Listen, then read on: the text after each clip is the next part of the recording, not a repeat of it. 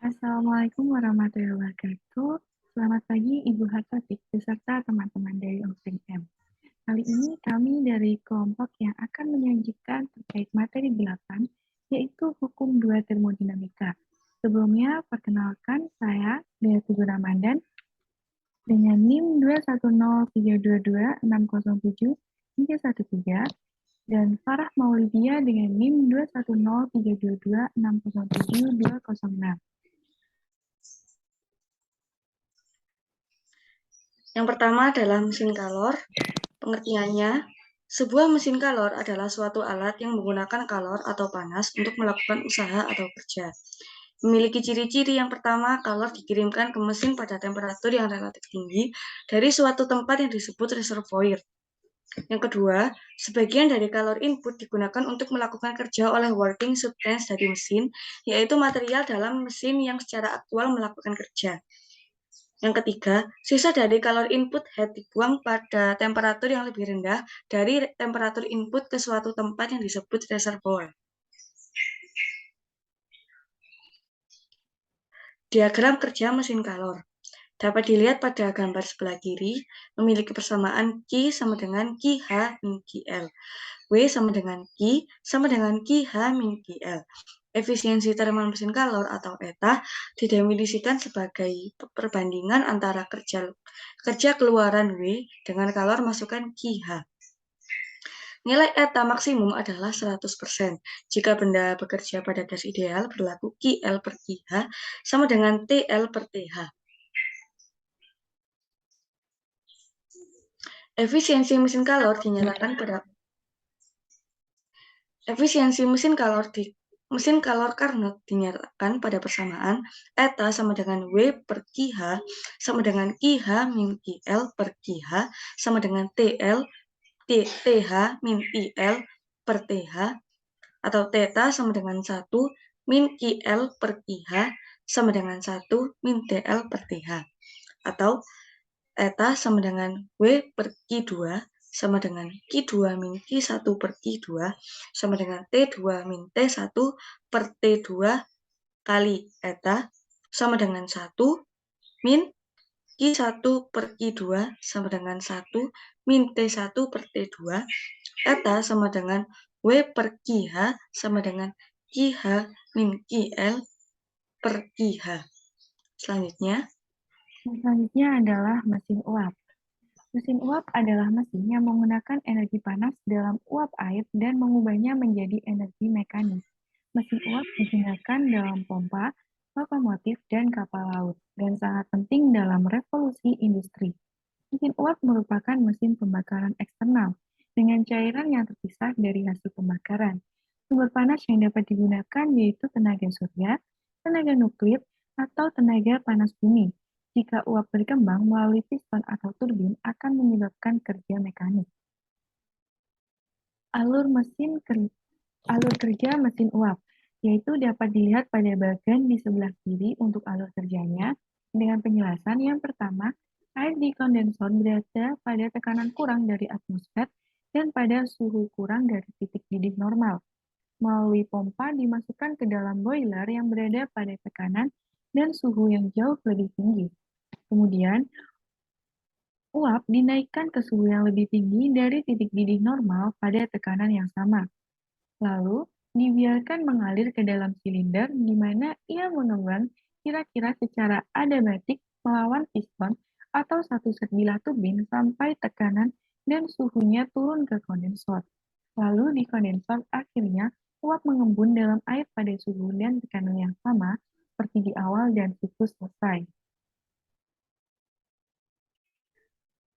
selanjutnya adalah mesin bakar.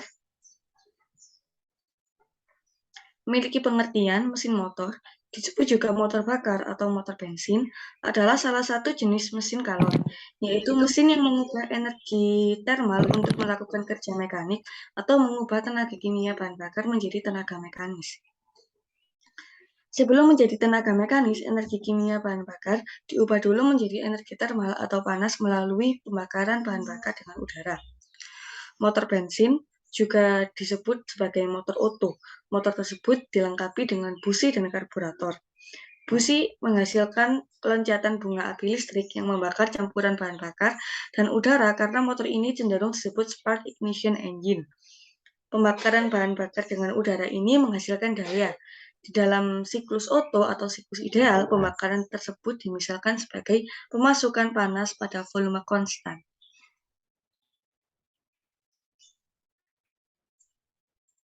Hubungan mesin motor dengan hukum termodinamika memiliki hubungan siklus udara volume konstan yang terjadi pada mesin kendaraan bermotor adalah siklus ideal yang menerima tambahan panas yang terjadi secara konstan ketika piston dalam posisi titik mati atas atau TMA. Siklus udara volume konstan dapat digambarkan pada diagram PV dan juga diagram PS. Diagram tersebut terdapat pada bagian sebelah kanan. Siklus ideal atau siklus Otto merupakan siklus motor bahan bakar yang banyak digunakan untuk motor bakar dengan bahan bakar bensin.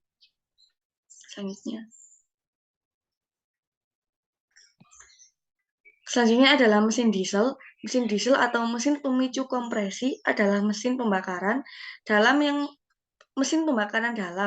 menggunakan panas kompresi untuk menciptakan penyalaan dan membakar bahan bakar yang telah diinjeksikan ke dalam ruang bakar. Mesin ini tidak menggunakan busi seperti mesin bensin ataupun mesin gas. Yang berikutnya yaitu pernyataan Kelvin Planck tentang hukum dua termodinamika. Kelvin Planck mengatakan, tidak ada proses yang mungkin terjadi bila satu-satunya hasil adalah adanya aliran panas satu reservoir pada suhu tertentu dan mengubah seluruhnya menjadi menghasilkan kerja W atau usaha mekanik. Yang berikutnya yaitu mesin pendingin dan pernyataan Clausius tentang hukum dua termodinamika.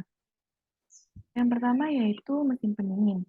Mesin pendingin adalah suatu piranti yang bekerja dalam suatu siklus yang memindahkan kalor Q1 dari reservoir atau tandon kalor yang bertemperatur rendah Q1. Lalu kerja W dilakukan pada sistem atau mesin dengan kalor Q2, di mana Q2 sama dengan W plus Q1 yang diberikan pada reservoir yang bertemperatur lebih tinggi T2. Secara sederhana, diagram kerja mesin pendingin digambarkan sebagai berikut, dapat dilihat pada gambar sebelah kanan untuk diagram kerja mesin pendingin, yaitu siklus yang dijalani berlawanan arah perputaran jarum jam memerlukan kerja luar, mesin demikian disebut sebagai mesin pendingin. Lalu yang berikutnya adalah perumusan Clausius. Clausius mengatakan, tidaklah mungkin dibuat mesin pendingin yang bekerja dalam suatu siklus yang dapat memindahkan kalor dari benda yang bertemperatur rendah ke benda yang bertemperatur tinggi tanpa memerlukan kerja luar. Jadi adanya fungsi keadaan entropi yaitu pada teorema Clausius. Pengertian entropi sistem diungkapkan oleh persamaan ds sama dengan dq R per T. Indeks R menunjukkan bahwa jumlah kalor dq harus dipindahkan secara reversibel dan ds menyatakan perubahan entropi infinite sistem. Jika integrasi dilakukan sepanjang siklus reversibel sehingga entropi awal dan akhirnya sama, maka dinyatakan dengan persamaan integral delta QL per T sama dengan 0. Persamaan ini dikenal dengan nama teorema Clausius. Di dalam matematika, pernyataan di atas berarti bahwa delta Q per T merupakan diferensial eksak, yaitu diferensial total dari suatu fungsi keadaan. Fungsi ini diberi nama entropi sistem dengan lambang S. Baik, cukup sekian presentasi kami terkait materi hukum dua termodinamika dan akan kami lanjutkan dengan presentasi terkait kajian artikel kami.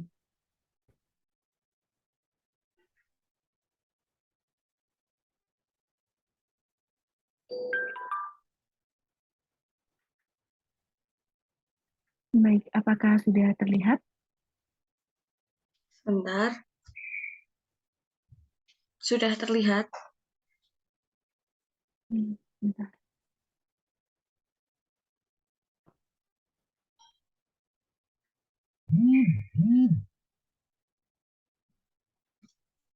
Baik, kali ini kami mengkaji artikel dengan judul Persamaan Termodinamika dari Song dan Mason pada argon dibandingkan dengan persamaan termodinamika gas ideal, Brettig-Bridgman, dan van der Waals.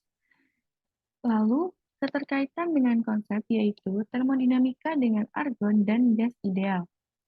Tujuan dari artikel ini yaitu untuk mengkaji persamaan tersebut dengan 3 jenis persamaan keadaan yang sudah ada sebelumnya dan lazim digunakan, yaitu persamaan keadaan gas ideal, persamaan keadaan van der Waals, dan persamaan keadaan Brettig-Bridgman untuk menentukan tekanan, temperatur, dan volume PVT dari argon.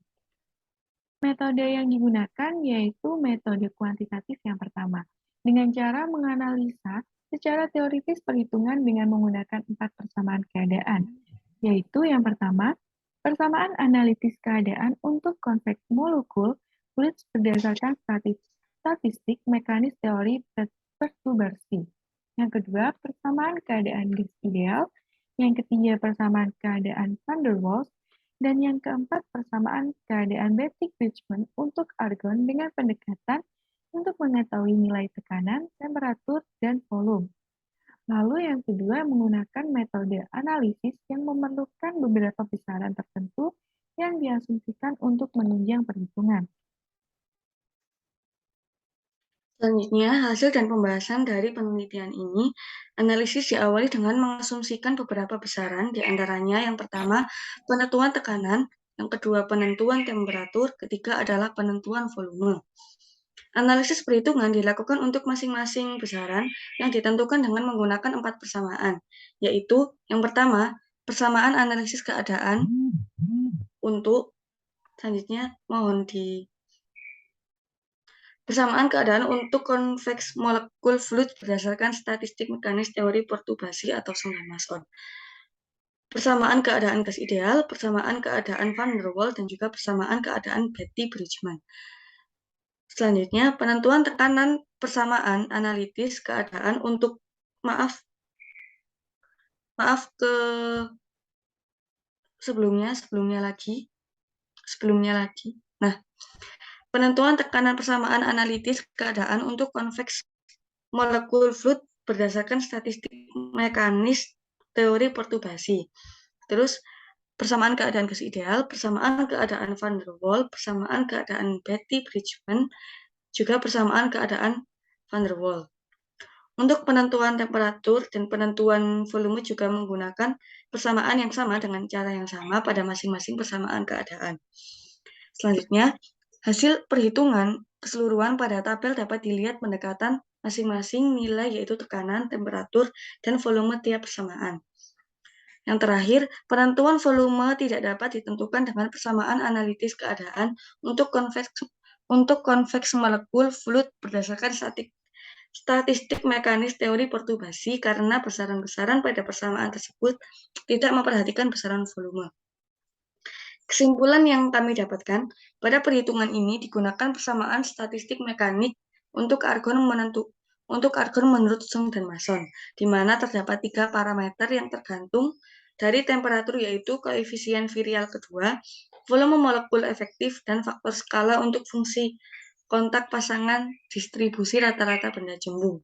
Dibanding dengan ketiga persamaan keadaan, hasil perhitungan persamaan ini juga mendekati perhitungan persamaan yang lain, namun untuk perhitungan volume dalam hubungan dengan keadaan dari temperatur, persamaan ini tidak dapat digunakan karena parameter dalam persamaan ini tidak berhubungan dengan volume. Baik, sekian presentasi dari kelompok kami terkait kajian artikel. Apabila ada pertanyaan dapat langsung disampaikan pada grup WhatsApp. Dan apabila ada kesalahan kata maupun kesalahan informasi dari kami memohon maaf yang sebesar-besarnya. Akhir kata, wassalamualaikum warahmatullahi wabarakatuh. Terima kasih. Assalamualaikum warahmatullahi wabarakatuh.